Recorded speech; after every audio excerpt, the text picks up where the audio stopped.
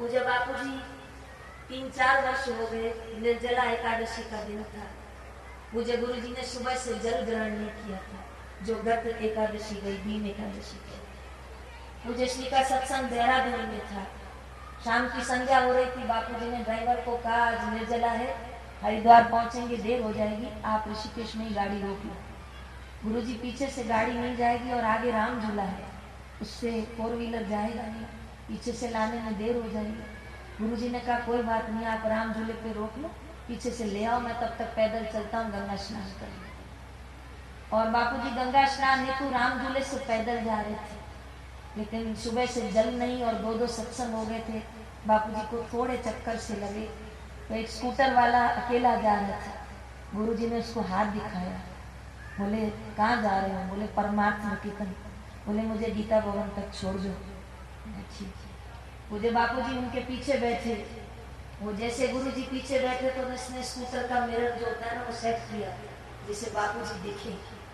वो बापूजी को देख रहा था, स्कूटर चला रहा था, मन में विचार आ रहा था पर विचारों को काट दिया कि नहीं। और इतने में बस 5-10 मिनट की गाड़ी चली और गीता भवन आ गया।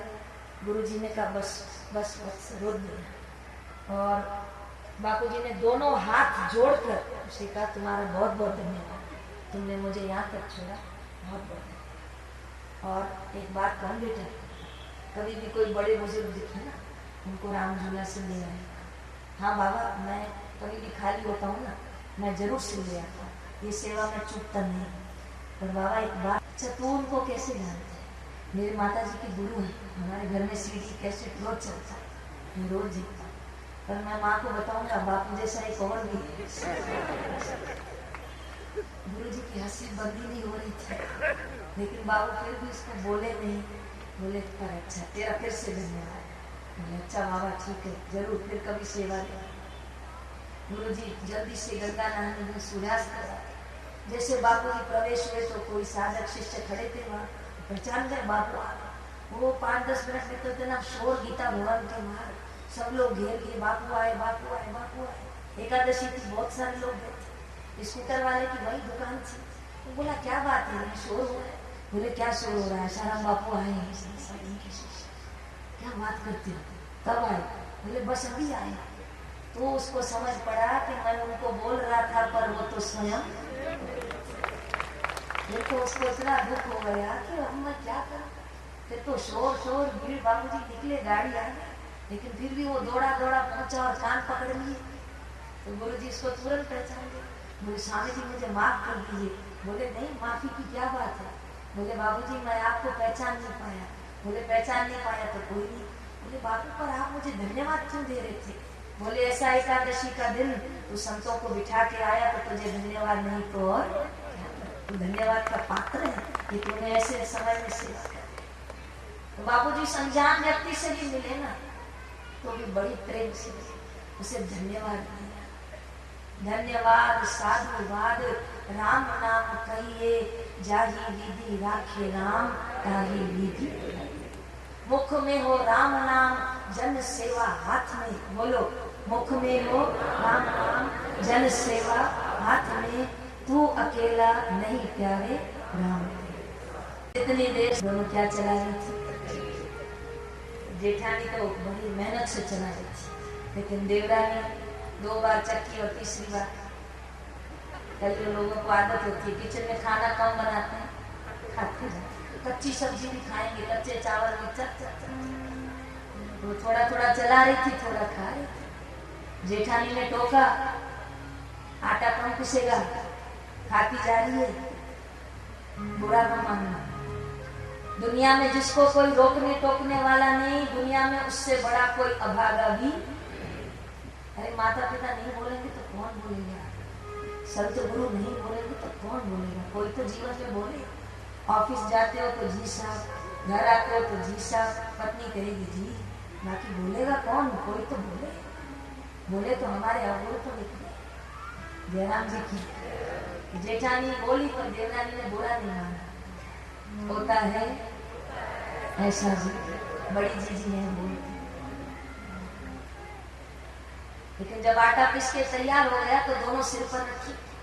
जेठानी को बोला तो लगा कि आधा तो खा गई है सीते पूरी, सब पेट में चला जाए। लेकिन जब आटा पीस के तैयार हुआ तो दोनों जा रही थी, लेकिन गांव में किसी की भैंस बाहर निकली, दोनों डर के टकरा गई दीवार से, तो दोनों का आटा गिर गया। जेठानी को सिर टूट रही थी, हाय राम इतनी मेहनत की। देवरानी को उठो तो सही है, बृहस्पति कहाँ बैठे, उठो जल्दी हाथ में इसको आटा वाटा साफ किया। जेठानी ने देवरानी को बोला तुझे दुख नहीं हुआ, इतनी मेहनत की सब गिर गया। बोलिए जी जी दुख तो हुआ, और जो खाया वो तो पेट में चला गया। इसी प्रकार ये जितनी देर आए इतना तो इनका जयराम जी की, जितनी देर समय मिले भजन, जितनी देर अवसर मिले भगवान का नाम सुन लो, और भजन करते समय उसको बोलना कि भगवान सब कुछ हो पर तुझे कभी भूले, तुझे भूले वो मेरी श्वास आखिरी दे। और भगवान इतनी भक्ति देना, इतनी भक्ति देना, फिर आपको करवट भी बदलो ना तो मुख से तेरा सिर पे कष्ट आए ना तो धन की नहीं पर कोई मुसीबत मेरे सिर पर आए ना भगवान तो तेरे नाम के अलावा और मुझे कुछ याद। भगवान को पाने वाला प्रेमी भगवान बुद्ध के पास गया, गरीब था, आर्थिक स्थिति से संपन्न नहीं था। ध्यान से देखना और सुनना शास्त्र को। शबरी भीलड़ थी, आपकी भाषा में कहा जाए तो आदिवासी, लेकिन उसके बिना रामायण अधूरी है। संत रविदास चमार थे, लेकिन मीराबाई की गुरु थी। सदना कसाई था, धन्ना जात था, लेकिन भगवान ने उनकी झोली अपने धन से दी। या सत्यकाम को भी भगवान ने अपना धन दिया, अपना रंग दिया। गुजरात में बहुत प्यारा भजन गाते हैं कि भगवान मेरे को उस रंग में रंगना जो रंग तेरा है, मुझे दुनिया के रंग मत रंग। तो सत्यकाम को रंग लगाकर गरीब था, माता पिता को कहता है मुझे ईश्वर को पाना है। माता पिता कहते थे पागल है क्या, तू इतनी छोटा, हमारा घर परिवार छोटा, भगवान को क्या पाएगा। लेकिन सत्यकाम ने कहीं से सुन रखा था कि अगर गुरु मिल जाए तो ईश्वर प्राप्ति हो जाती है। इसीलिए से कहीं पता चला भगवान बुद्ध आए तो वो दौड़ा हुआ। भगवान बुद्ध के पास आए तो भगवान ने कहा क्या चाहिए। बोले भगवान मुझे आपके रंग के अलावा कुछ नहीं चाहिए। देखना मेरे भाई बहन यहाँ बैठे हुए, कभी जीवन में एक बार मौका जरूर आएगा कि सतगुरु पूछेंगे बोल तुझे, जरूर हो सकता है सपने में, हो सकता है साक्षी, लेकिन कहीं छोटी चीज मांग न बैठना। कोई संसार की मांग मत कर बैठना, क्योंकि वो मांगोगे लेकिन नहीं छोड़ के जाओगे। ऐसा मांगना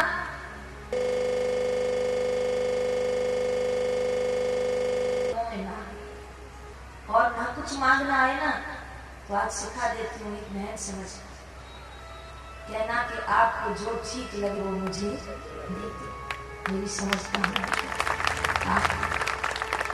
तो आपकी मांग से कई गुना अधिक आप सोच भी नहीं सकते वो आपको देते, क्योंकि उनको पता है इसकी उन्नति किसकी।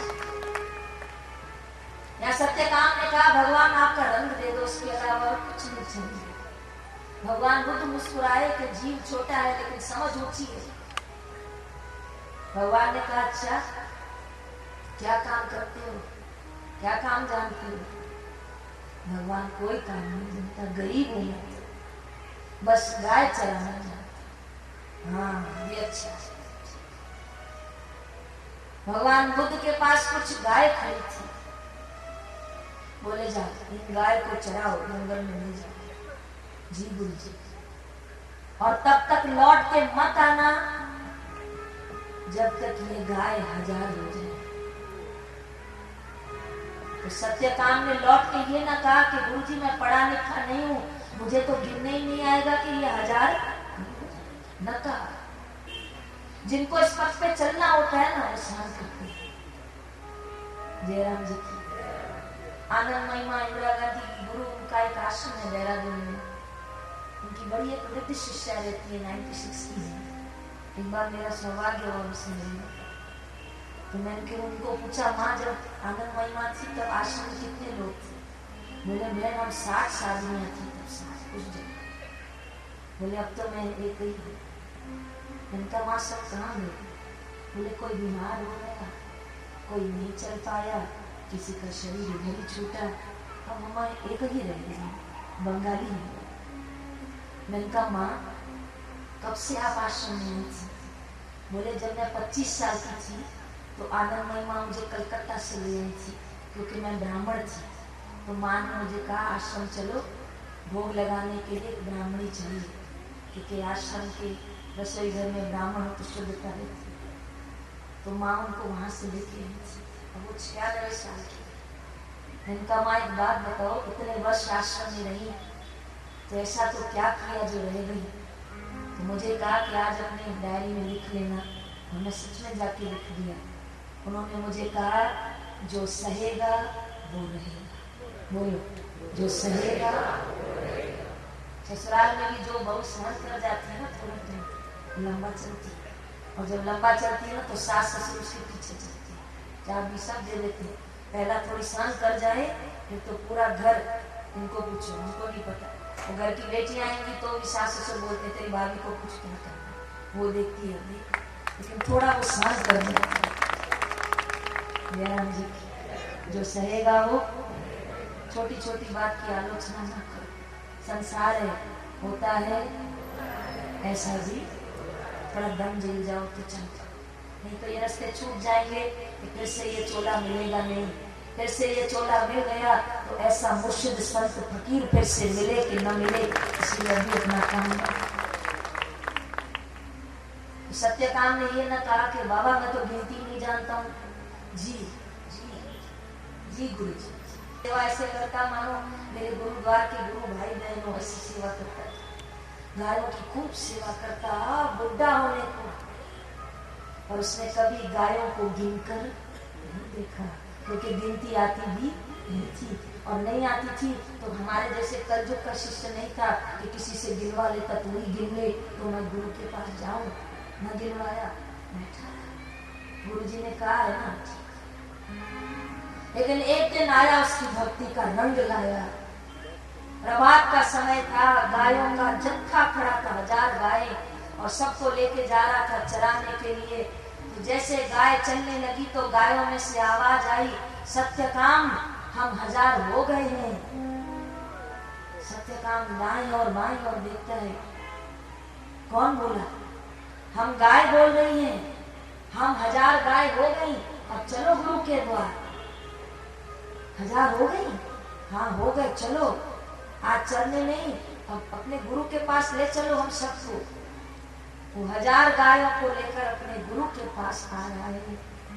सत्य प्रसंग शास्त्र कहता है कि मार्ग में गायों को पानी पिलाने के लिए रुका तो वहां पर उसे हंस ने बोध करवाया और कहा कि ब्रह्म सत्य और जगत मिथ्या।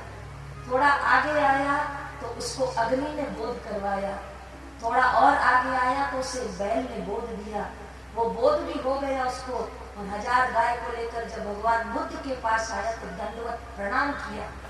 भगवान बुद्ध ने उसके प्रणाम करने की पद्धति, उसकी आंखों की प्यास और उसके ललाट का तेज देखकर कहा कि अब तेरा स्थान चरणों में नहीं मेरे हृदय में है, जिस काम के लिए तुझे भेजा था वो तेरा काम। ये सत्य शिक्षा लग जाए, गुरु ने माला दी, मंत्र जाप दिया तो लग जाए, गुरु का दैवी कार्य मिला तो लग जाए, ये गुरु भक्ति। कभी 10 माला करी, कभी 5 करी, कभी 1 करी, कभी 2 करी, कभी नियम किया, कभी नहीं किया। यहाँ बैठी हुई मेरी माताओं को एक अनुभव होगा कि जब हम रोटी बनाते हैं ना तो तवे के नीचे सतत आग लगाते हैं, बिल्कुल थोड़ा कम ज्यादा करते हैं पर बुझाते नहीं है। अगर थोड़ी देर भी बीच में तवा बुझ जाता है तो डालने वाली रोटी कच्ची पक्की रह जाती है। जब तवा कंटिन्यू जलता है तब रोटी बिल्कुल आंच से खरी उतरती है। ऐसे जिसका भजन सतत चलता है वो गुरु भक्ति के मार्ग पे सफल होता है। भजन को खंडित नहीं करना चाहिए, भजन को चलाते रहना चाहिए। साधक के मार्ग में 3 चीजें बाधाएं डालती हैं, ध्यान से सुनना। बोलो, व्यक्ति का सुख, वस्तु का सुख, परिस्थिति का सुख, ये 3 चीजें विघ्न है। जिसका बच्चा, जिसका भाई, जिसका पति बाहर होता है, विलायत होता है, तो आए दिन गिनती है कि कब मेरा भाई आएगा, कब मेरे पति आएंगे, कब मेरा बेटी आएगा। लेकिन एक अनुभव देखना कि उसको प्यास होगी, कब आएगा कब आएगा। वो टेलीफोन, समय, घड़ी सब त्याग रखिए कि मेरा बेटा आएगा, मेरा पति आएगा। उसके अंदर जो खुशी होती है उसका कोई थाह नहीं होता है जिस दिन वो व्यक्ति आने वाला होता है। तो ये सुख उसको आ रहा है, लेकिन किससे आ रहा है? व्यक्ति से आ रहा है, मेरी मनाही नहीं है। लेकिन जब वो व्यक्ति आएगा, मिलेगा, आप उससे गले मिलोगे, कंठ मिलोगे, हाथ से हाथ मिलाओगे, बड़ा सुकून मिलता है। और उसको हम बड़े प्रेम से पूछते हैं, क्या खाओगे, क्या बनाऊं? 5 साल के बाद आए, जो तू बोलो। और जो प्रेम से वो बोलता है आप उसको बना के देते हो, बड़ा सुकून आता है। लेकिन 4 दिन के बाद वो सुख कहीं चला जाता है। फिर वो बगल में सोया भी रहता है ना, आपको सुख नहीं आता। और 4 दिन के बाद आप उससे पूछते नहीं हो आप क्या खाओगे, जो बना होता है आप उसको थाली में डालते रहते हो, चलेगा ना? वो बर्तन सुख कहाँ है? अगर उस व्यक्ति में सुख था तो 5 दिन के बाद उससे सुख क्यों नहीं आया? जयराम जी की पूछो अपने से। मैं छोटी थी ना, हमारे घर में फ्रिज आया था, तो हमने इसको ऊपर से भी ढका था, दाएं बाएं से भी ढका था, हैंडल को भी ढका था, सब ढक दिया था। और कोई थोड़ा टेका लगा खड़ा होता, हम उसको बोलते हमारी फ्रिज चोट आ जाएगी, दरार पड़ेगी जरा। और आप विश्वास करना, हमने नारियल फोड़ा था फ्रिज के आगे, घर में फ्रिज है। लेकिन 3 महीने के बाद वो घर में है कि नहीं है पता भी करो। तो वस्तु जब आई थी तो कितना सुख दे रही थी, लेकिन 3 महीने के बाद उसका सुख नहीं। तीसरा, परिस्थिति। हम सभी उसके आदि हैं, बुरा नहीं मानना।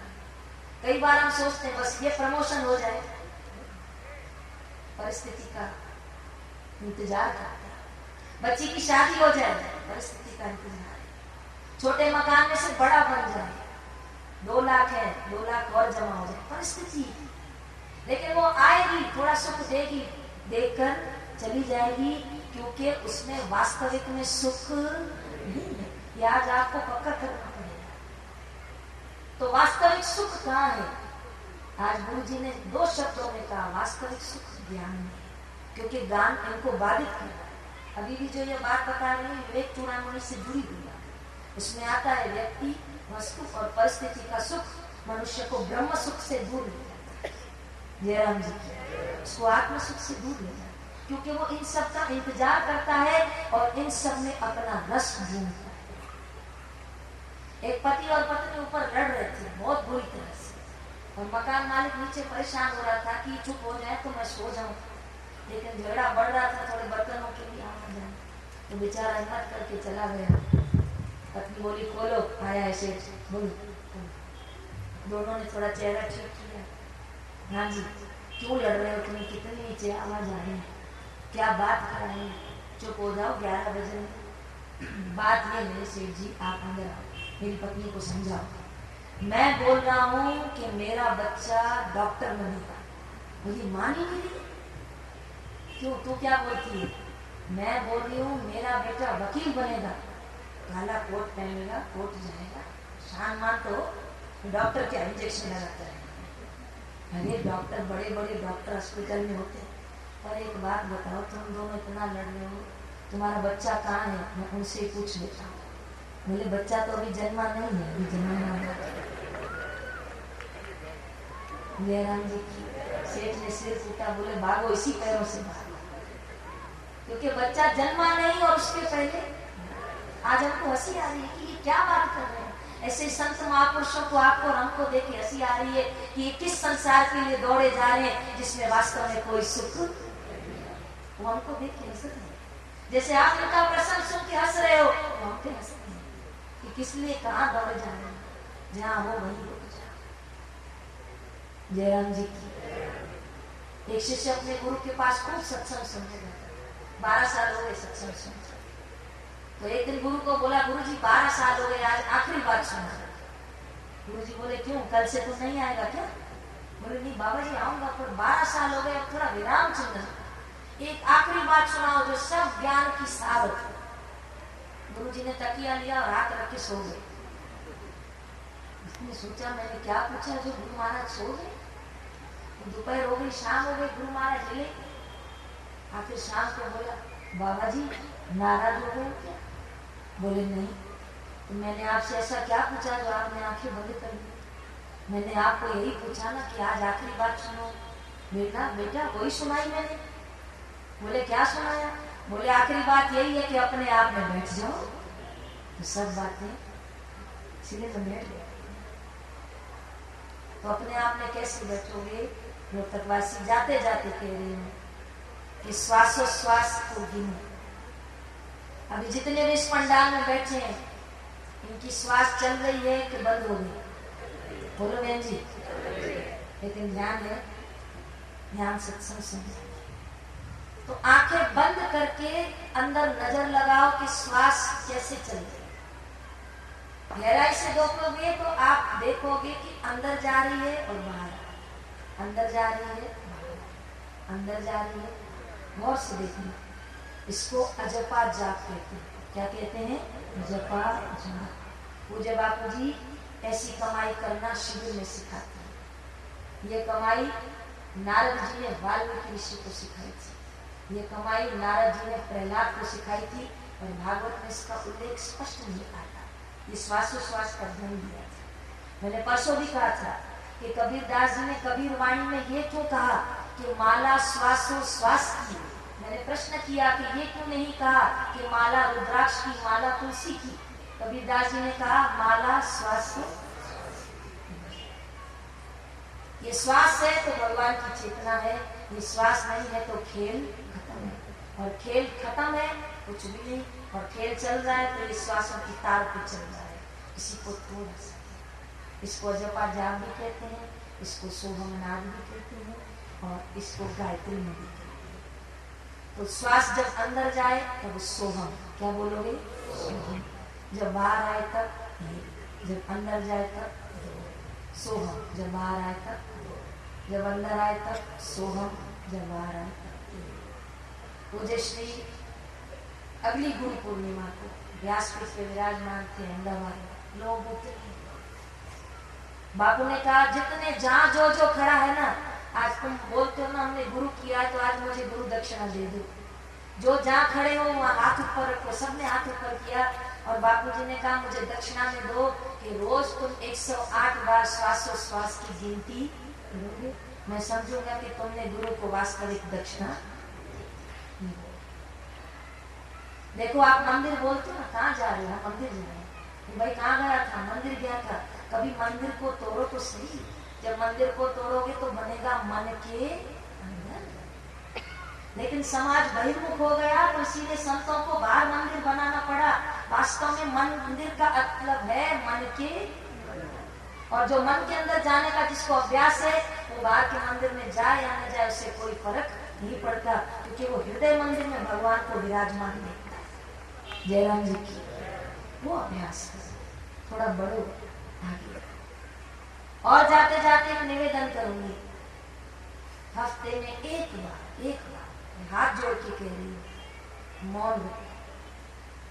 बहन जी इतना तो क्या है जो आपको हाथ जोड़ना पड़ रहा है, क्योंकि मौन के लिए व्यास जी ने महाभारत में कहा कि जो मौन की साधना करता है बाकी की सब साधना धीरे धीरे उसके हाथ में आ जाती है, क्योंकि इंद्रिय पर नियंत्रण आता है। जैसे उपवास करने से जीवा पर एक नियंत्रण है, ऐसे मौन रखने से मन बुद्धि पर नियंत्रण। हफ्ते में 1 घंटा, आधा घंटा ये अभ्यास बढ़ेगा तो आपकी भक्ति धीरे धीरे बढ़ेगी। जयराम जी। वरना 3 सुख हैं जो हमें आत्म सुख से दूर ले जाते हैं। फिर से बोलो, व्यक्ति का सुख, वस्तु का सुख, परिस्थिति का सुख।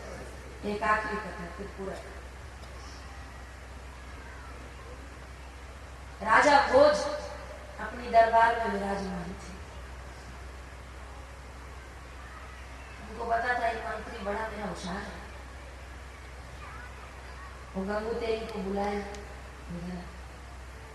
जी बोले ये बता कि इंसान धर्म के मार्ग से चूकता कब है? उसने बोला राजन, जब उसके मन में पाप आता है। बोले पाप को लाने वाला कौन है?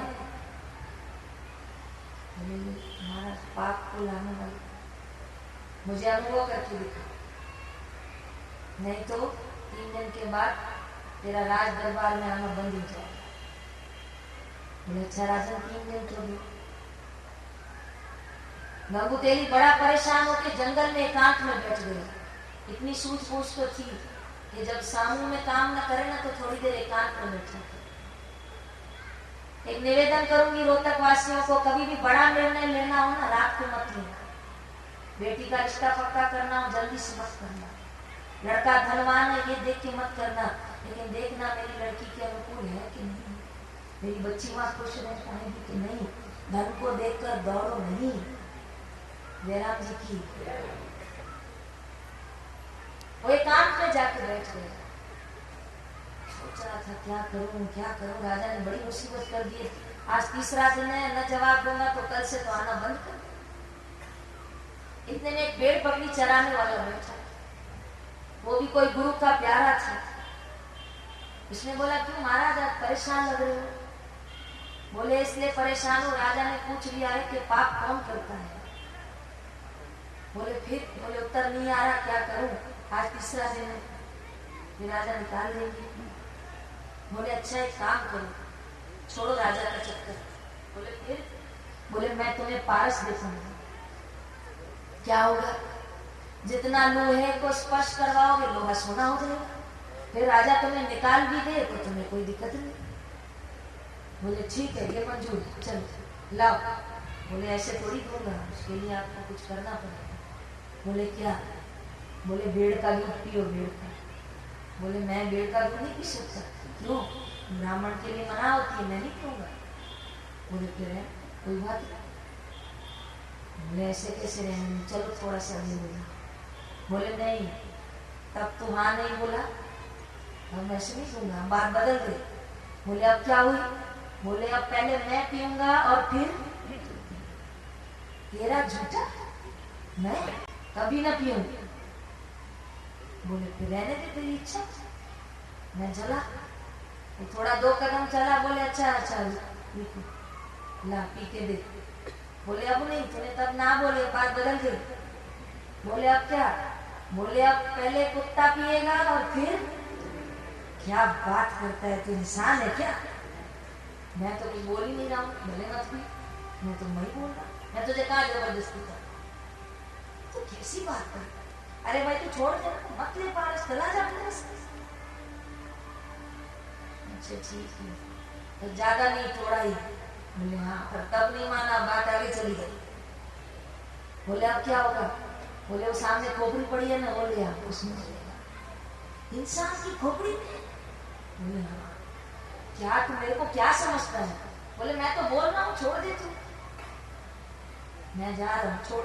आगे चला, वो आगे चला गया तो लास्ट में बोलता है अच्छा बोला बाबा ले आ खोपड़ी में। लिया वो खोपड़ी में दूध डाला और पहले कुत्ते ने चाटा, और ये पीने को जैसे जा रहा था तो भेड़िए ने उसको धड़ करके मारा और वो खोपड़ी का दूध गिरा दिया। बोले पीना नहीं, ये तेरे प्रश्न का उत्तर था। जयराम जी की तूने पूछा ना कि पाप क्यों आता है? जब मन में लोभ होता है तभी इंसान के जीवन में जा तेरे राजा को उत्तर देना चाहिए। और इंसान धर्म से कब गिरता है? तो एक एक करके। पहले तो तूने बोला भेड़ का दूध नहीं पीऊंगा, फिर बोला तेरा जूठा नहीं पीऊंगा, वो भी मान गया, कुत्ते का भी मान गया, अंत में खोपड़ी का भी मान गया। धीरे धीरे धर्म के मार्ग से इंसान गिर जाता है। मैं ये शरीर नहीं हूँ, मैं अजन्मा अमर आत्मा हूँ, मैं अजन्मा अमर आत्मा हूँ, मैं ये शरीर नहीं हूँ। दोनों हाथ जोड़िए एक साथ 11 बार सभी बोलेंगे। मैं अजन्मा अमर आत्मा हूँ, मैं ये शरीर नहीं हूँ। मैं अजन्मा अमर आत्मा हूँ, मैं ये शरीर नहीं हूँ। मैं अजन्मा अमर आत्मा हूँ, मैं ये शरीर नहीं हूँ। मैं अजन्मा अमर आत्मा हूँ, मैं ये शरीर नहीं हूँ। मैं अजन्मा अमर आत्मा हूँ, मैं ये शरीर नहीं हूँ। मैं अजन्मा अमर आत्मा हूँ, मैं ये शरीर नहीं हूँ। मैं अजन्मा अमर आत्मा हूँ, मैं ये शरीर नहीं हूँ। ऐसा 11 बार सुबह बैठकर बोले, थोड़ी देर श्वासोच्छ्वास को गिने। और रात्रि को सोते समय भी घर में अगर आपकी भजन में रुचि है तो दिया जलाकर थोड़ी देर सत्साहित्य सत्संग की कैसेट चलाकर श्वासोच्छ्वास को गिनते गिनते छोटी माला एक्स्ट्रा बना लो और जब करते करते फिर सो जाओ, क्योंकि क्या पता सुबह हमारी आंख खुलेगी। ऐसा विचार मन में करके ईश्वर की ओर आप चल लो।